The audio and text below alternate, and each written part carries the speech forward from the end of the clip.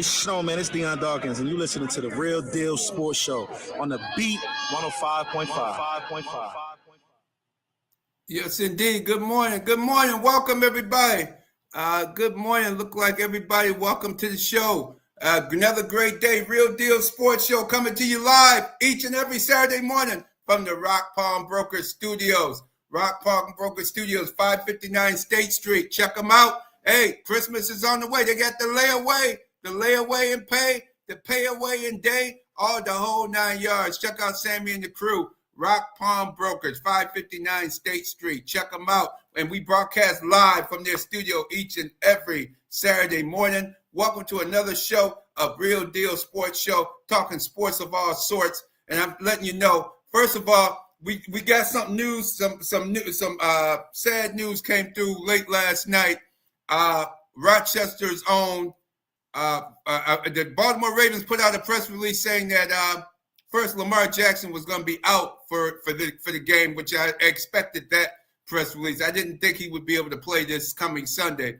But then they put out another press release, and they were saddened. In the press release, they said they were saddened to learn of the passing of Arthur Jones, defensive tackle from their Super Bowl championship team of 2012, of the 2000. Arthur Jones, who grew up, who was born and raised right here in the 19th Ward on Melrose Street. My goddaughter called me last night, telling me and reminded me that, remember those kids that lived right behind us on Melrose over here? I said, yeah. She said, that was them. I said, oh, wow, I do remember those kids running around and having a good time. And she reminded me once again, Arthur Jones, Baltimore Ravens, we're going to dedicate the show to you, Rochester's own.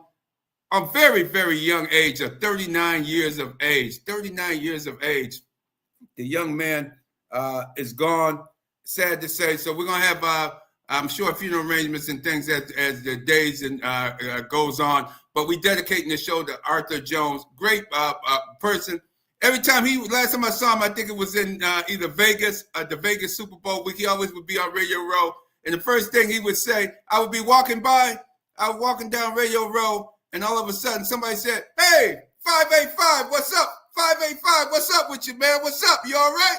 I turn around and look, and I see that smile, that gregarious smile. That guy had a smile, man. Arthur Jones had such a smile, man. I turned around and started laughing. I said, hey, man, I went over there. He was ready to do an interview on another show. Went over there and gave him a big hug, man. I said, hey, man, we're doing all right in the 585, man. Yeah, just checking on you, man. Just seeing if you're all right, man. And he was just that type of guy. J-GILLZ, welcome to Real Deal Sports Show, co-host J-GILLZ. Absolutely. Sorry to hear, very sad to hear the passing of Arthur Jones, a Rochester kid that his father's a minister. They moved to Binghamton, and his brother Chandler Jones, and the UFC champion John Bones Jones. And it's a big family here in Rochester. So our thoughts and prayers go out to all the Jones family here in Rochester, New York, Binghamton, the country, as we just learned of that sad news of Arthur Jones's passing. And he was a young man, right, man? What was he, 39? 39, man. Man, that's a tough way. Our heart, thoughts, and prayers go out to the Jones family. As you said, that's one of the bigger sports families in Rochester with John Jones and Chandler Jones. And, we definitely thoughts and prayers to the Jones family. Absolutely. We definitely do. It definitely thoughts and prayers go out. So we'll be commenting on it as we continue with the show today. But the Bills and the Saints last week, very interesting contest. I thought the Bills played as they thought. Their defense is still a work in progress. You won't know the Bills defense really till week 10 through 12 is when you're going to see it really being constructed. Once the guys come back off of PED, the performance-enhancing drug suspension, Michael Hoyt and Larry Ongombe, and then put him in with Ed Oliver. And you got several guys on the roster that we need to see, too, come off. They're going to have to bring some of these guys off a practice squad and see what they can do. Jordan Phillips is a great cheerleader, but he's not the answer, man. He was getting pushed around out there awful bad. Man, the Saints, Cesar Ruiz, the center, he was having a field day, man, hiking the ball. He was lightening guys up there last week. So, J-GILLZ, your comments? Oh man, absolutely. I thought it was a good game. Jordan Phillips definitely. The cheerleader you called him, huh? That was quite hilarious. He's always hyping up the crowd. But I thought the rookie played really well. Deontay Hardy, the defensive tackle out of Kentucky. I thought he had a great game as well. And things did start to open up for that defense once Cesar Ruiz got hurt and didn't play in the second half. You know, they were able to contain that a little bit better on the defensive side. But truly, when I look at this Bills team, man, I thought that they faced the 0-4 Saints. You know what I mean? And as I look at their season, and I'm not putting anything against the Bills. You have to face the teams that's put in front of you. But now looking at their opponents have a combined 2 wins on the season, right, man? You got the 1-3 Baltimore Ravens. Mm-hmm. Then you got the 0-4 Jets. You got the 1-3 Miami Dolphins. Then you got the 0-4 Saints. And it's like, I want to see them beat a good team. These teams have been beating themselves week in and week out. I have to give them credit because this is one of their better closeout games of the season against the Saints, who played really well in that first half. But this is the first time I saw the Bills close out that game and actually, put some pressure on that other team. But we saw what happened in week 1 against Baltimore with that fumble, and this is that momentum swing. The Ravens beat themselves in the same except with the Dolphins on those bad drives. I just think that this week coming forward, tomorrow night is going to be a true test. And I think this previewing that game against the Patriots, I think it's going to be an upset, Radman. I really do. Yeah, because they're looking ripe to be beaten. You just can't, as your defense got to get better. I'm looking at the practice squad. There's a couple guys. The guy they brought in from the Eagles, Fedarian Mathis, a defensive tackle. I would be trying all different combination of guys each week just to see who plays. Because Jordan Phillips is definitely not the answer. I would bring in this Fedarian Mathis. He was with the Eagles. Tennessee, a few teams. I would bring this cat in. He's on the practice squad. Give him a chance, see what he can do on the defensive side of the ball. Andre Jones Jr. possibly. See what. And you also have Otis Reese IV, who they picked up as a linebacker. Look, watch out for Otis Reese IV because Dorian Williams has been ruled out. He's out with that knee. You can tell in training camp it's something that he's not right. They said it was a calf, but you can see the way he ran. He didn't have the speed that the Dorian Williams that we used to see him from last season. You could tell Dorian's been hurt since training camp, and now it looked like the knee is now he's out with a knee issue, and I'm almost certain it's probably on that same leg that he had wrapped up most of training camp. So I look for Otis Reese IV, a former new Tennessee Titan, hard-hitting linebacker. He's small in size, but he can hit, man. He layers the boom. I remember him. He's a Mike Vrabel guy. I'm surprised Mike Vrabel didn't pick him up for New England, where he picked up a few of his other Titan guys he brought up there to New England with him. But Otis Reese IV, keep an eye on him getting an opportunity. I think he might be the next man up to get called up and replace Dorian Williams, who's definitely ruled out. Matt Milano, we know he still might play, but still the linebacker core, they need some help because the running game is pushing right by the defensive line and just blocking the linebackers. So it's hard for the linebackers to make play when they're being blocked downfield, J-GILLZ, correct? Most definitely. And the Bills, you said it the best. They just can't stop the run anywhere, up and down. And that's why looking at this preview, I think it's going to be a lot of Vrabel's going to be running the ball, man. Going to be running that ball. Yeah, it's going to be a quick game. I think that clock now is going to be keep moving because it's going to be that ball not going to be touching the ground too much. It's going to be a lot of running. And remember, they ran all over the Steelers. It's just that they fumbled twice at the goal line. If the Patriots wouldn't have fumbled twice, who does that? You fumble twice at the goal line. Man, they outplayed the Steelers and should have beat them in that game a few weeks ago. I know my crew at Vision Barbershop may beg to differ, but they were outplayed immensely by the Patriots in that game. It was the turnovers was the difference in that one. Ernest Walker, glad to have you with us, Ernest Walker, on checking it out. Internet Passport, like, comment, and subscribe to the channel. Subscribe to YouTube, our YouTube channel, Real Deal Sports Show. Like, comment, and subscribe. And thank you to the new subscribers who subscribed this week. I appreciate y'all. I saw some new ones come in this week. Appreciate y'all doing so. And BacSpin, we're going to go over to if Osiris Torrance one is ready. I'd like to hear from what Osiris Torrance had to say. What Osiris Torrance had to say about playing against the New Orleans Saints defensive front. It was the same as the first play of the game. We all keep the same pause. We know what we got to do. We all got the same mindset. Block the guy in front of you, catch the ball, like hold on to it. We all know our job. We all trying to execute it. Whether it's the first play or the last play. With James, what's it like knowing if you give him just a little bit of room to work with, he can make it into a big game? It's great. It's a good confidence builder for our whole offensive line. I feel like knowing that you got a running back that can hit a home run play. At any moment, all I can do is get the block right. So I feel like it just makes our job easier and less to think about. Just knowing we can go out there and make our blocks and cut guys out and just get enough on them, and James can do the rest. And it's just a good feeling. What's the key for you guys to keep moving them on? To communicate and know what's going on with the defense. Every week, a team's going to try something different to stop us because we've been so dominant around. We got to be able to faster and be able to quickly adjust to what they're doing so we can get back on track. Because I feel like this last few games, we start out kind of hot, then they adjust, and then we kind of slow down, we pick it back up. I feel like we can get that adjustment period faster and adjust to what they're doing to us. I feel like we're going to be way more dominant. I'm feeling because I honestly forgot Josh can run the ball until he pulled it and ran it on. Like, oh man, I forgot he'd be running it. But I mean, it's a good feeling knowing you got a guy like that back out there, knowing that anything looks great. He can take it off run. He can throw it 50 yards. We can run the ball with our running backs. I mean, it's just knowing with the weapons we got on offense is a good feeling to where you go out there. Fourth and long, first and short, like I feel like we can get it. How is it going against Cam Jordan, possible future Hall of Famer? It was great. I wish I could have got the jersey from him because I grew up watching him being from Louisiana. Yeah, that's what I was thinking. So it was great though. I enjoyed being out there.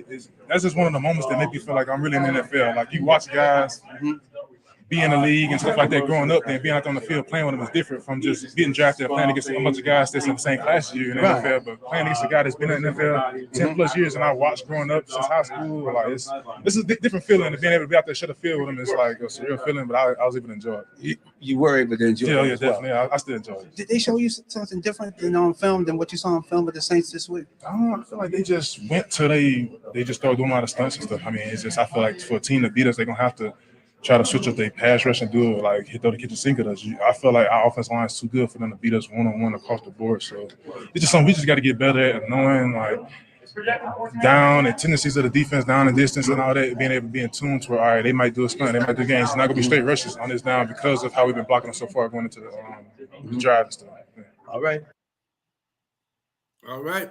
That was Cam. That was Osiris Torrance. And hey, this guy should be up for a Pro Bowl. This guy does his job week in and week out. He brings his lunch pail to work. You don't hear penalties being called on him, J-GILLZ. He just goes out there and moves his man off the ball. You know, it's a lot of time when the Bills run inside, they're running behind Osiris Torrance and they're cutting up in between him and Deion Dawkins, or he's cutting in between him and the center McGovern. McGovern's doing a hell of a job too this season. I gotta give those guys their props, man.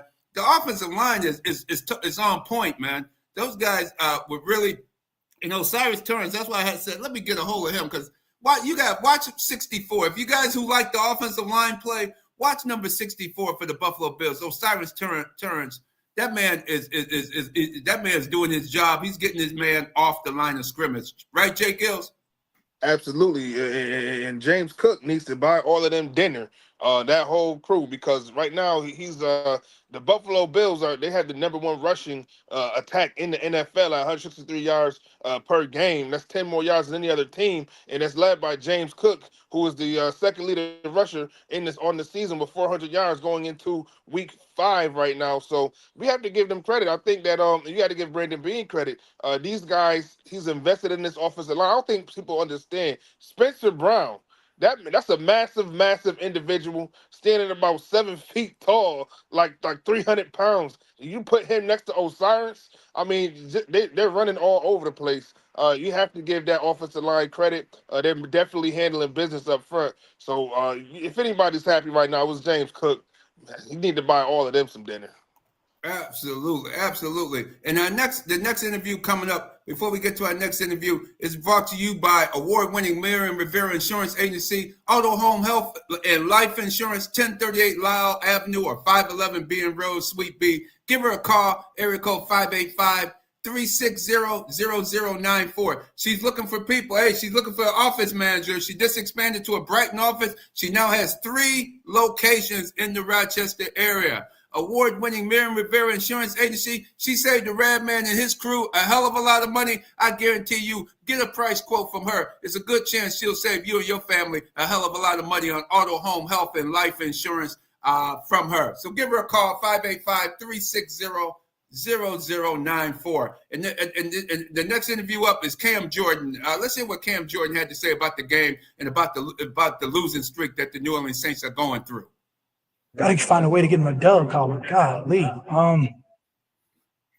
Yeah, I mean, you say the offense showed up and brought back some hope, and you can only imagine what would happen if we came off with three or 7. Off that little, off the trick play situation with Olave to Rattler. We gotta be more disciplined. That's execution on defense, execution on offense, all 3 phases. Again, special teams, we're showing that we are undisciplined the last 4 games. We got to figure out a way to be more disciplined. I think emphasis was on the eliminating penalties, the pre-snap penalties, and I think that's boded well. I don't think we had any today. 1. Either way, yeah, that's a plus, and at the same time, we can be better. We can still do more. So we're ready to win. The message is simple: keep working, and don't get in your own way. Figure in the fourth quarter, defense is about to get off the field. Josh Allen cuts through the middle and extends a play, ends up scoring that drive. We can get him off the field on that 3rd down and whatever it was. That's huge for the defense. I've got to be better. Our defensive line has to be better and not let him escape. We knew where he wanted to go. I told the media earlier in the week, he likes to escape through B-gaps. Where'd he go? A-gap. Camp, do you take any encouragement in the fact that things were? There's a lot of positives to take away. I think there's guys that showed up. Sanka got his first interception. Olave got his first touchdown. I think Brian Baziz got his first, sack of the season. But there's still so many more plays to be made. So if we could capitalize on those, we'd be in a far better place. Anything surprise you with anything? You guys look like you're very well prepared for the. Yeah, I think our D coordinator did a great job in setting us up for, their offense. And at the end of the day, it's up to the players to make plays. And I think plays were made. We still left some on the field. We have to be better. Just because you don't see them, you don't see it's not that you don't see the effects. God has blessed me to be able to play this game. God's blessed us all to take this next breath. At the end of the day, He's given us all opportunities to take advantage of each and every opportunity, because you don't know when it's going to be your last. You don't know when you're going to get called. I mean, and that takes it to the passion too, though. I mean, that from there, you have to cherish each and every one of these moments. What is it that drives you to continue playing? After you had a very successful career so far. Still, what drives you to continue? Winning, trying to get a win, man. At the end of the day, we're not here. We're not here in the business of being successful as a personal accolade. Mm-hmm. This is a team sport. We are trying to win, and I think Kellen's got the right mindset of being so factual and everything that we can put ourselves in a position to succeed. He's gutsy as well, and you love to see that in the coach. I think B. Staley is one of these criminally underrated D coordinators that puts together stout defenses time and time again. We got to be able to show up. We got to be able to win off of that.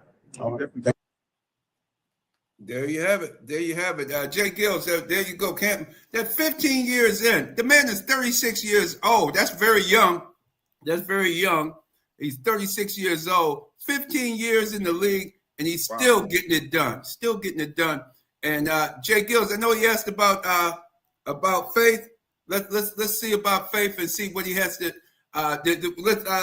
BacSpin. Let's go to the interview that J-GILLZ sent in with Cam Jordan, asking him about his faith and how he continues to keep it going.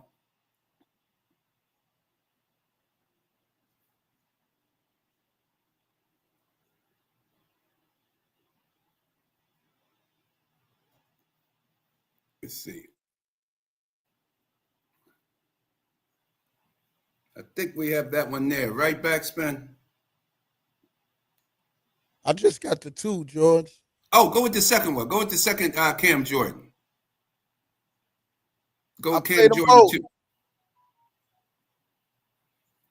No, it's all good. But when I look at this Saints team, I'm looking at DeMario Davis.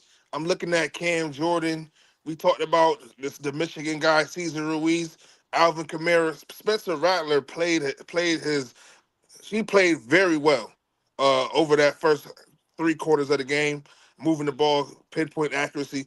And then you talk about B. Staley, Brandon Staley, the former head coach of the Chargers. The defense looked good. I don't understand how this team was 0-4, right, man. Kellen Moore called a heck of a game as a head coach and play caller. How was this Saints team with the veterans how are they 0-4?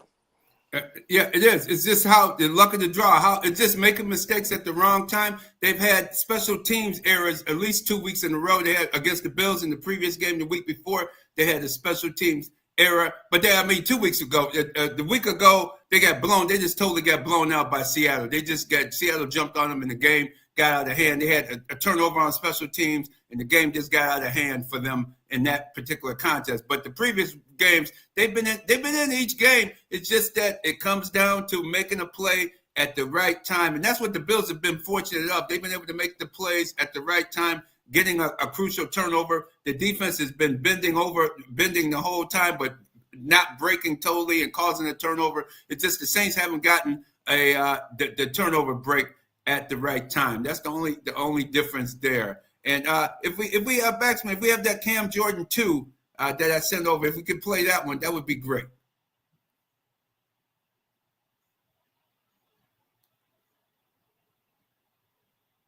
Okay, sounds like we don't have that one there. But J-GILLZ, you're absolutely right about that. Correct, J-GILLZ? It's just been tough sledding with them at the moment, and trying to make sure that they get things correct with the Saints, getting their players. Alvin Kamara had something. We're gonna get that on later on. If not this week, we're gonna get Alvin Kamara has some things to say as well about the season overall. And it's just that they're just having some tough luck as we go. And before we bring our next guest on, J-GILLZ, who's our next advertiser? Who's sponsoring the next segment?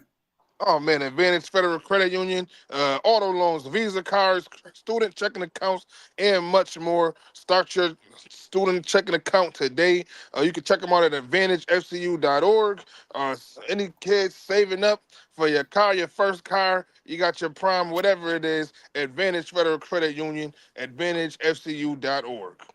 Yes, indeed. Check them out. Student savings account. Get those students. Hey, students, it's free. Open it up. They even put $20 in your account as well to help get you started. So, hey, you get you off to a good start with the Advantage Federal Credit Union. Absolutely, J-GILLZ. And our next guest up is no stranger to Real Deal Sports Show.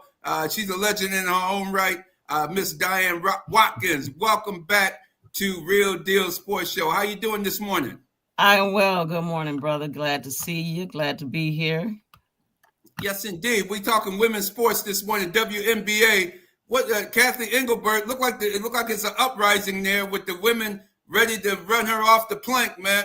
Run her off the ship there, saying the physical play. I remember when the NBA, the men used to be real physical, and they clothesline Michael Jordan, and the clothesline a lot of their star players were getting hit. And Michael Jordan went in the gym and put a little bit more muscle on and came back. And then the NBA started enforcing the rules that you couldn't clothesline, you couldn't grab their shirts, their jerseys while they're running, you couldn't hold on to the player while you're running on. They took away a lot of the holding and the clutching and grabbing. Same thing in the National Hockey League. They used to have fights all the time in the National Hockey League the same way. So to me, this WNBA is just like those leagues. It's just got to grow. It's starting to grow. But let's get your opinion on. Let's get the female side of it. What do you see with the physical play and the things that are happening with the WNBA?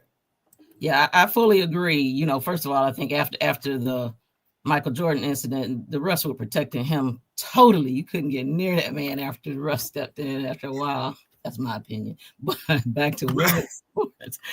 I think women have benefited from some of the lessons learned in the men's league, and the refs came in a little bit aggressive and trying to protect. And they would say they're protecting certain players and not others. So that's what a lot of the complaints have been about.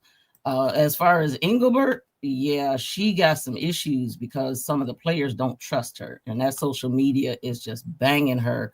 So after the, I think it was the Collier interview, that led other players to speak out, and so she's just been getting her head banged, and her responses have been lackluster, from my opinion. She's not coming out firmly defending herself. She's not saying fully, I did not say it. She's kind of beating around the bush. So I'm interested to see how this is going to fall out for her, especially in the contract season. Exactly. That's very important. The contract season. That's very important. And but how do you see how the media is viewing women? Like it's, they're not, when you see women playing physical and it gets to pushing and shoving, it's like, well, women fight just like men do too, right? It's like but the media seem to covering it like they never seen, like this is some new phenomenon. Yeah, you ask me, from working in schools all these years, the girls are just as tough as the boys. They fight just as much. So I don't know how we expected anything different when you put them on the court and your ego is on the line, your money's on the line. They want to be tough too. They want to be perceived as tough. So the referees really have to step in and be in control of the game. But most of the women's complaints have been about them being unfair and calling fouls for one team and not for the other. So yeah, I think the ladies are going to tangle it up, but they better be careful. They don't want to be running around here with the teeth knocked out. So they got to get the violence under control. Yes, J-GILLZ. Most definitely. Ms. Watkins, good to see you and good to have you on. Good to see you. Talk to us about just the legacy. This is a legacy-defining moment, especially for someone like Asia Wilson going to get her. I believe she has a chance to get her 4th championship, her 5th championship. She just got her 4th MVP. That's one of the most in WNBA history. What does this mean if Asia Wilson is able to get this done, as they just took on Game 1 yesterday?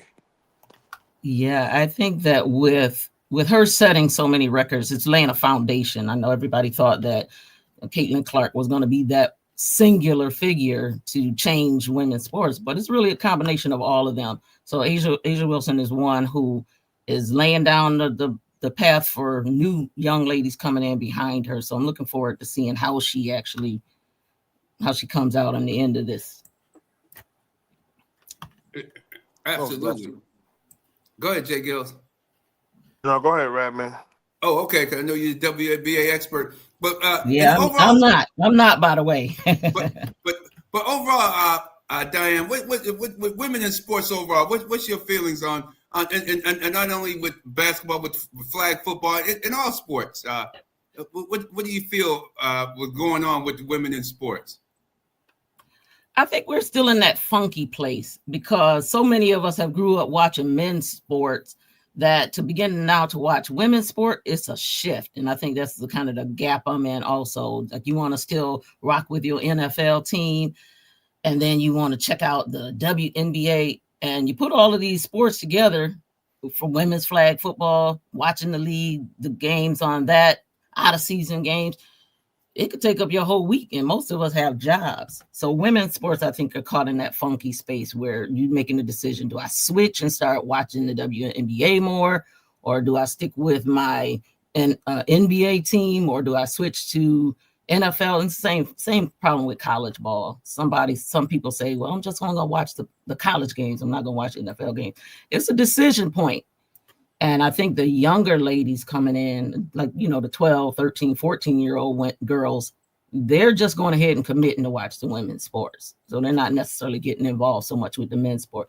I'm not sure how it's going to come out, but the WNBA is setting the pace for the other leagues because they are a dominant force now.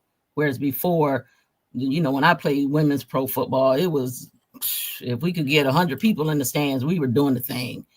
And now you see stadiums full at WNBA games. So I think they will determine what the other sports will have to do to get viewership. And a lot of times it's not always on the court. It is that off court stuff that gets viewerships.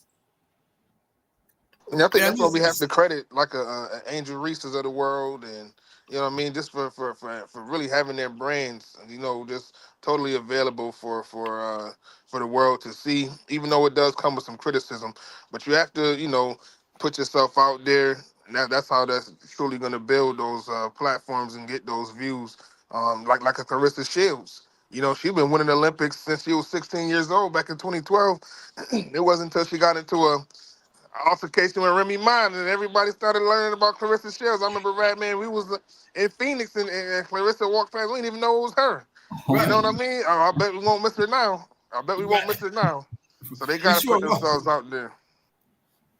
Exactly. And how about the feminine side of seeing the women as women off the court or even on the court? Yeah, they still feminine though. You still that's why I like when they show them walking to the coming into the arena, going to get ready for the game, and you see them and they looking nice. A lot of them wearing nice outfits and things of that nature. But just like they show the men coming in on NFL Sunday, you got to still keep the feminine side of it too, because that also works as well with sports fans also, and overall selling the sport especially for the advertisers and getting those advertisers to continue to buy in to women sports.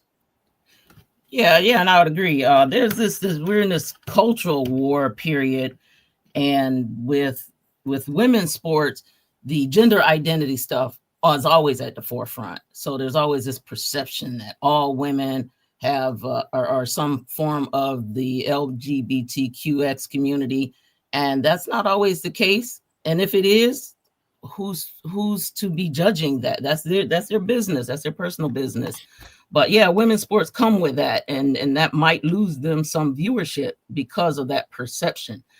So I don't know. I'm not that high heel and dress kind of girl, and I'm just I just want to be comfortable. So the girls have to do like the men did with the NBA. They have to dress up to fit the image when they come in, and it makes it makes some people feel more comfortable when they're looking feminine or girly. But I don't know if they have to do that. Yeah, because how were you perceived playing semi-pro football in the women's semi-pro football league? How were you and your teammates were perceived during that time period? Yeah, same thing. They thought we were all LGBTQ, and don't mess around and wear the wrong color bandana. They definitely will peg you as somebody who's a member of the community. So, yeah, you get those stereotypes about women's sports, and you got moms in the WNBA. You got women who are attached to males. So it's just diverse as every other field or sport. Exactly. And I think that's the key. And I see we got a question from my Internet Passport asking WNBA got to do, what do they have to do to get more money? Yeah, currently selling tickets, they're doing a great job at that. They've increased, like I said, viewership and attendance at games.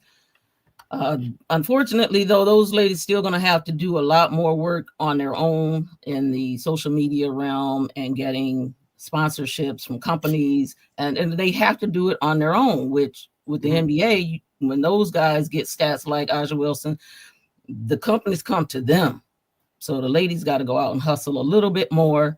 And the more they do that, then the more younger ladies and moms and fathers will bring their young girls. Even hopefully they can bring their sons too, to try to get their sons engaged in the WNBA or women's sports.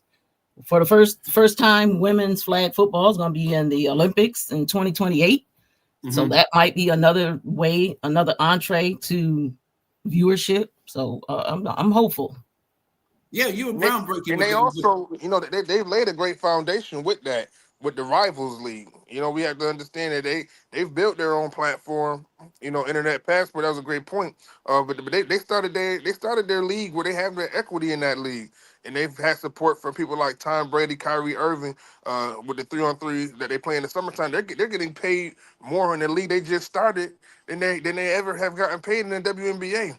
So if they don't get it right, the WNBA, they've already had the foundation to say we don't have to play. We don't have to play in the WNBA. We can play in the Rivals League, in the Unrivaled League, and make more money and have equity in that league. So the WNBA, they got a lot to do, because in a minute there won't be any WNBA if they don't pay them like they need to. Yeah, this is going to be a big coming up in the next year or so with the contract negotiations, and see how that plays out. And last question for you, Diane Watkins. Diane Watkins is here with us, a legendary coach and athlete.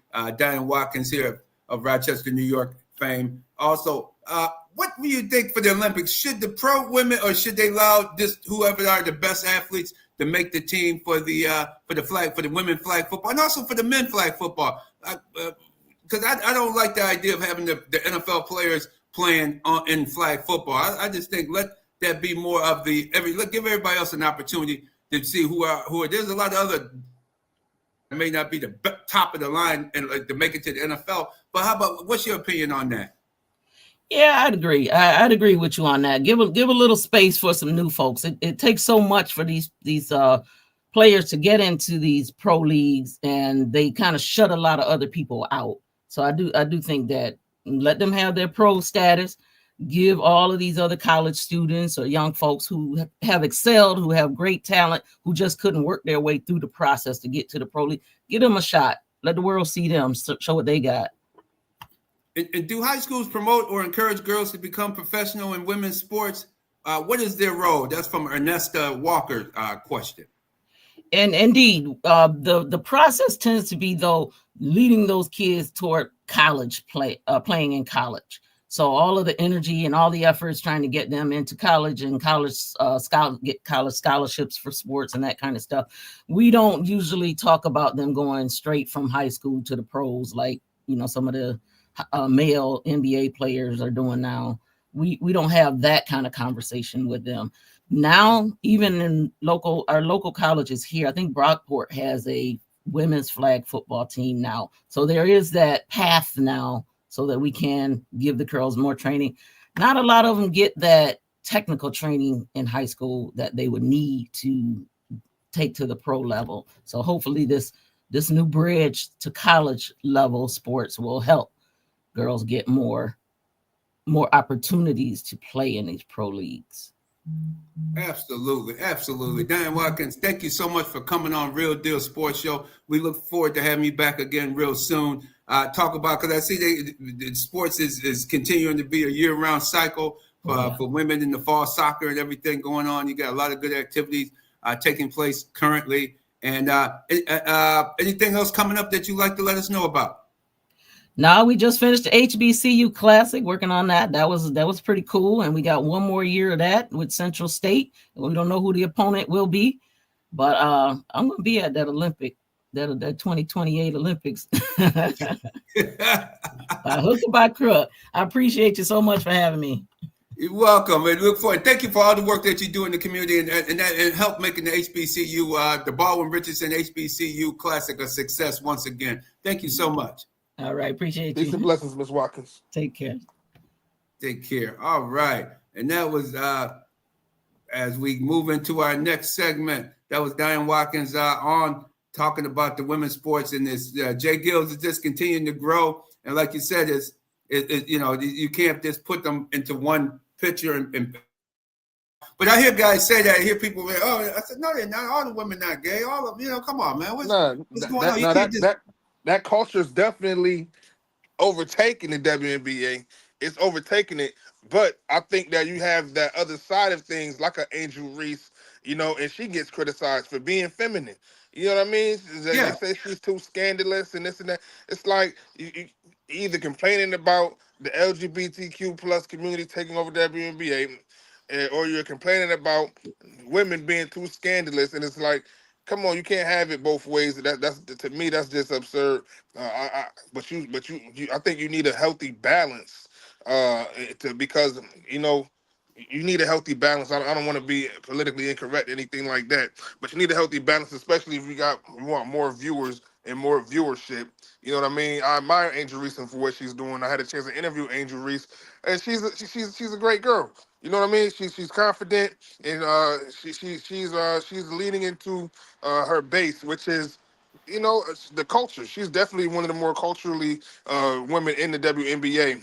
Who great following, she's a great business mind, great brain, and I salute Angel Reese for that. And I think you need more people like that, who can actually build the NBA and have more eyes watching, similar to Flau'jae Johnson, doing her rapping and being an athlete, and she'll be eligible for the draft this year, so she'll be in the WNBA moving forward. You need that. You definitely need that. Yes, you're absolutely right. You got a lot of good talent coming in the league, and so they're now expanding. It's not just Caitlin Clark. She's doing great with endorsements outside of the WNBA. But you got a lot of other players as well. Paige Beckers, the Rookie of the Year. So you got a lot of good talent coming into that league, and that league is going to be so it's critical they get it right with the upcoming labor agreement coming up soon. So before we roll into our next segment, the next segment going to be brought to you by Katie's Hair Boutique and Beauty Supplies, located at 1071 Portland Avenue. Come and help Miss Katie Harvey celebrate 55 years. That's right, 55 years of being in business with store-wide sales on beauty products. 585-342-0100. That's 342-0100. Or just stop on by and check her out. Stop on by later today. She's definitely on Saturday. Come on in there and pick up some of the Ashtray and Matrix, all kinds of beauty supply products that she has to offer, celebrating 55 years of being in business. No doubt, for sure. And not to mention, I just got to give Miss Katie a huge shout out. Miss Katie Harvey, she is a pillar in this community. Outside of the hair boutique, she does so many things for this community, uplifting children. So definitely, I have many encounters with Miss Katie Harvey, and she's just a great woman. So shout out to her. Absolutely. Thank you, J-GILLZ. You're absolutely right. A great woman for sure. And we get into the MLB playoffs. A lot of good games this week. The first round of the playoff, the Yankees survive, and now they head to Toronto for a game this afternoon against the Toronto Blue Jays. Yankees at Toronto. That should be a good series. The only problem I have with the MLB playoffs, the way they got it set up now, is when you win in the first round of the playoff, that 3-game series. I like the 3-game series, and they play all 3 games if needed at one location, at the team with the higher seed. All 3 games are played there. Excellent idea. The only problem now I see is when you get into this round, to me, it should be when the Yankees defeated Boston, they should be playing Seattle, and now Detroit defeated Cleveland, and Detroit should be playing Toronto, because you shouldn't have the 2 division teams. They done played 13 times already. We done seen them 13 times, the Yankees and Toronto, during the regular season. Seems like they should not have to play each other right away in the playoffs. Those divisions, they should separate those teams and have them play against the opposite division, so you can get to see what they can do against the opposite division team in the playoffs. Because now, let's say if Toronto and the Yankees go 7 games, that means they will have played 20 times during this baseball season. 20 times during this baseball season, you would have seen Toronto Blue Jays versus New York Yankees, and some of these other series too. So that's why I'm thinking they need to tweak it. It's a good play. I like the playoff system, but tweak it a little more where the division teams, if they're 2 in the same division, they shouldn't have to play each other. They should have to play somebody in the other division, the other American League or National League division. Because the Phillies and the Dodgers, that's going to be a good series on the National League side. You also have the Milwaukee Brewers in there. So you got some good playoff series. The Yankees playing hard. I like can Judge get going? Judge hasn't got going yet. The Volpe and some of the other role players, Chris Grissom, been getting hot. Those guys for the Yankees has been getting hot. The Blue Jays were missing Bo Bichette. That's going to be a big problem for Toronto. But I think the Blue Jays with their pitching can keep in there and make it a very interesting series. I think Toronto can edge the Yankees in that series. Phillies, Dodgers, I think the Phillies got enough to beat the Dodgers. If anybody can beat the Dodgers, the Phillies, I think they got just enough to get by. Detroit versus Seattle, that's going to be a very good series. Can Detroit wake up? They woke up in time. They lost a 15-game lead, then ended up beating the Cleveland Guardians in the 3-game series in the final game. A clutch. They woke up their bats in the last game to win it. Now they move out to Seattle, Washington to play the Seattle Mariners. The red-hot Mariners with their the Mariners is hot right now. Can they keep their bats hot? The Detroit Tigers with Screwball pitching. He only can pitch 1 or 2 games in this 7-game series. The other pitchers are going to have to Flaherty, and those cats going to have to continue. Flaherty pitched a hell of a game in Game 2 for Detroit.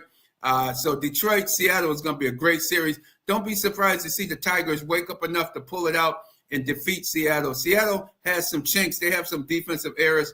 But if they stay hot, if Cal Riley and the boys out there and Rodriguez and those guys keep hitting, they got a lot of power. They got a lot of power at the trade deadline. They added to that lineup. So it's a lot of good baseball series. So if you're baseball fans or if you're not a baseball fan, check out some of these ball games because it's going to be some good playoff action coming up this weekend. So and also into next week. So check out the Major League Baseball playoffs, and we'll see what's going on right there. J-GILLZ, we're going into the next segment is the winner's edge.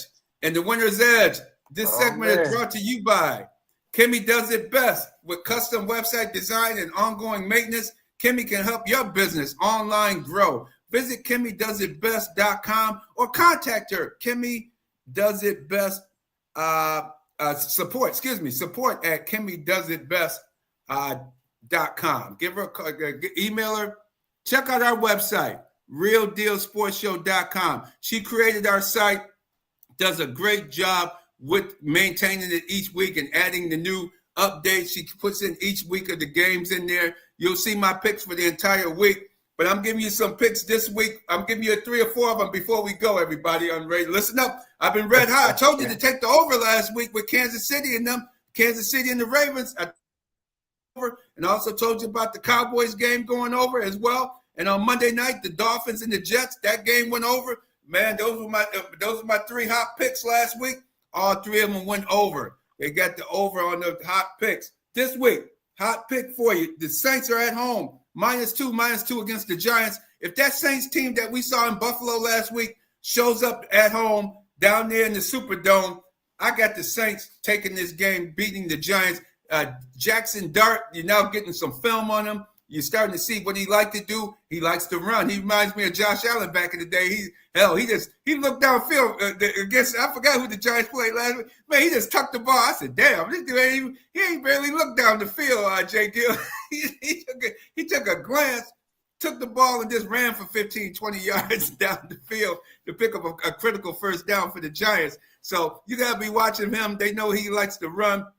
And he's a rookie, so he's bound to make some mistakes. I think Cam Jordan, and he mentioned that Staley's defense, I think they're going to trick him into turning the ball over a few times. Watch for the Saints to get their first win against the Giants, -2.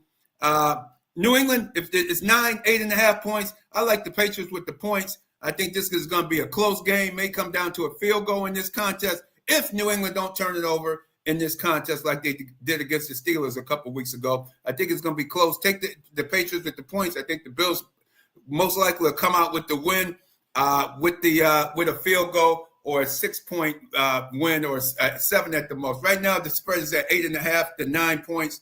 I like New England with the points. I like the Chargers at home against Washington. I think the Chargers will bounce back with a win at home against the Washington Commanders. I like the Jets-Dallas game going over 50. I think there'll be a lot of points scored in that Dallas-Jets game. I like the over in that one, over 50. Check that one out, over 50 for sure. Baltimore Baltimore got to win. They got to come out. Houston has a poor offensive line. I think the Ravens are going to be mad. They're at home. Even without Lamar Jackson? Put something on Houston, J-GILLZ. Even without Lamar, he's been ruled out. That's what makes it dicey, man. That's why we call it betting, man, because it's dicey to be on the hot seat. The Ravens need it. Houston needs it too. They need the game just as bad. I think it's going to be interesting. And Houston, their offensive line just isn't there. I mean, they barely won that game. I think last week, Houston there's something going on down there in Houston. We're gonna have to get AD on. That was a tough one, man. They traded Laramie Tunsil, who was an anchor on that line and really was a key to a lot of CJ's success. But I got one for you, right, man? How about pick the Dolphins over the Carolina Panthers? I think that they found something with Darren Waller at tight end. It's a mismatch that Tua really needs, and Mike McDaniel needs that tight end in their system to really make it flow. And I think that Darren Waller is going to be a huge key piece. That's why I would go with Miami over Carolina in a pick'em game. You know what? I got that one. It's funny you mentioned that. That's on my list of on there too. I agree with you. Dolphins -2. I think they'll win by at least a field goal against a up and coming Carolina, a young quarterback too. That's still up and down. The game's in Carolina, but I agree with you. I think the Dolphins offense without Tyreek Hill. You know what I noticed in that game when Tyreek Hill was injured with that gruesome injury? We praying for you, Tyreek, that everything works out. It sounds like everything is coming along, is healing up. It wasn't as damaging as it looked on TV because it sure did look real gruesome. But that allowed Tua to look for other people. He didn't have to look for Tyreek Hill, and now he's going to the Darren Wallers, the Waddles, the tight end you have, another tight end you have there, and other receivers. So I think it's going to open it up to Tua, and I think you're going to see him just go to whoever's the open receiver might be instead of trying to key in on Tyreek Hill. So it may be a blessing in disguise for the Dolphins, but I agree with you. I think they'll take this game coming up. Yes, indeed. And BacSpin. I know it's about time for BacSpin to come back in with us. How you doing, BacSpin? I'm doing wonderful this morning, Rad, man. How about yourself? J-GILLZ, what's up, my brother? Hey, I know First Friday was lit last night. That's what I know.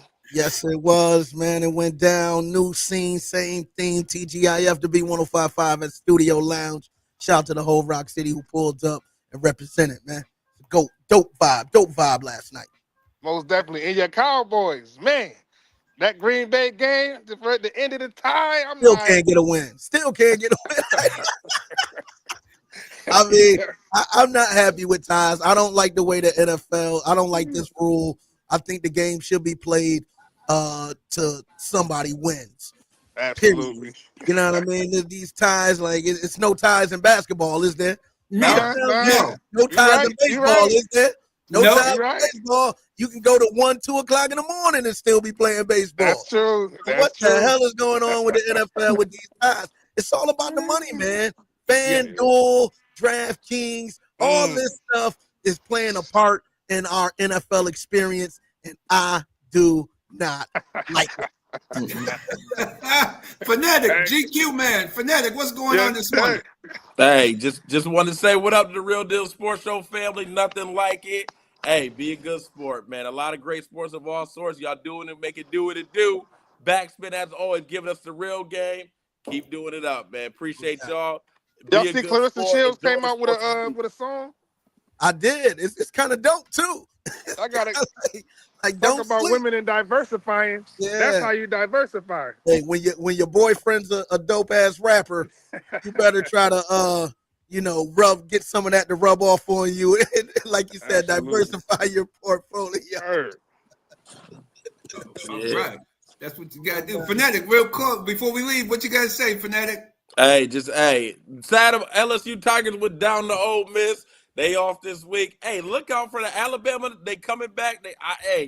I like Vanderbilt. I don't know if I'm gonna play them on the money line, but I think it's gonna be a closer game. Alabama's gonna take them seriously, but hey, college football wise, almost any given Saturday. Hey, and Vanderbilt, they got this little kid. He looked like Johnny Manziel. He almost played like him. No money dance movement, but that kid Mayaga, he can play. Special cat. So look out. Hey, Vanderbilt, Alabama. I think it's gonna be closer than most people think. No doubt. You have it. Appreciate you, the Fanatic. You clean today too, my brother. You know what I mean? You clean like it's Sunday morning right now. Trying to be cleaner than the Board of Health. Today now. Don't hurt him. Hey, open house today. Come on. Come visit Baton Rouge, Louisiana campus. Come visit the open house. Whatever college or institution you're looking at, kids, go visit that school. I love that message. Take your kids places. In the last league back, I'm getting off on this. Bills, Patriots, take the over. I like the 49.5. Take the over. Drake May leading the league in completion percentage.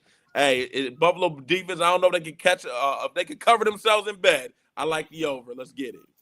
I love it. Appreciate it, fellas, man. Real Deal Sports Show. Radman, Fanatic, J-GILLZ.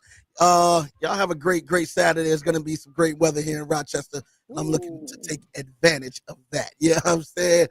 Real Deal Sports Show every Saturday morning right here at the Beat. Fellas, y'all have a great weekend. No doubt. You do the same. All right. Take care. Yes, indeed. Keep it where you need it. Y'all know the vibes. We are the Beat 105.5 in the back of time. Make sure it's on the way.